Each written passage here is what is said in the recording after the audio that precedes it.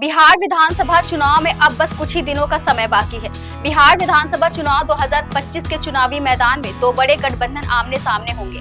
NDA में जनता दल, लोक जनशक्ति party और हिंदुस्तान अवाम मोर्चा शामिल है।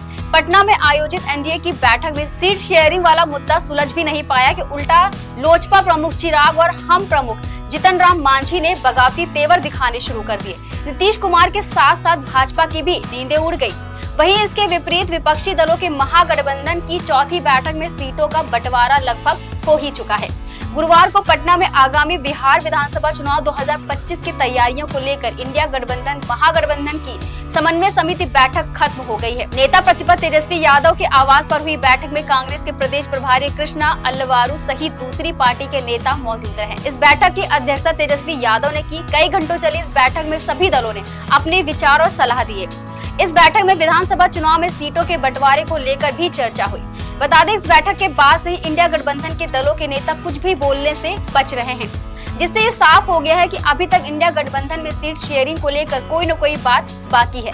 जैसा कि चुनाव के सुगबुगाहट के दौरान ये देखा गया कि राजद और कांग्रेस के बीच सीटों को लेकर तनातनी देखने को मिली थी। राहुल गांधी बिहार विधानसभा चुनाव में अधिक सीटों पर चुनाव लड़ना चाहते हैं। इंडिया गठबंधन की इस बैठक में मौजूद राजद नेता अब्दुल बारी सिद्दीकी ने बताया कि सभी दलों ने अपनी बात रखी, जिन्हें कमेटी ने गौर से सुना।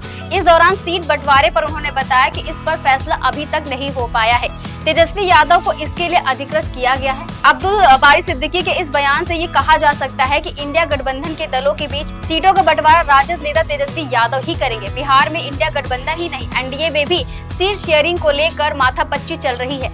एनडीए के सभी दलों को समझाने के लिए जदयू प्रमुख नीतीश कुमार ने अपना पुराना वाला सीट शेयरिंग फॉर्मूला भी भाजपा को सुझा दिया और भाजपा ने सहमति भी जता दी। पिछले सप्ताह पटना में हुई बैठक के बाद से ही लोक जनशक्ति पार्टी के अध्यक्ष चिराग पासवान कुछ अलग ही रंग में दिखाई दिए। हाल ही में चिराग पासवान ने एक रैली में बिहार विधानसभा चुनाव के लिए 243 सीटों पर अपनी पार्टी के उम्मीदवार उतारने का ऐलान कर डाला। वहीं जीतन राम मांझी ने भी बगावती सुर बोलना शुरू कर दिया है। मांझी ने कांग्रेस नेता राहुल गांधी से मिलने के बाद ही बिहार की सभी 243 विधानसभा सीटों पर चुनाव लड़ने की घोषणा कर दी, जिससे अब एनडीए में तनाव देखा जा रहा है। बिहार विधानसभा चुनाव से जुड़ी और खबरों को देखने के लिए देखते रहिए दैनिक भास्कर। नमस्कार।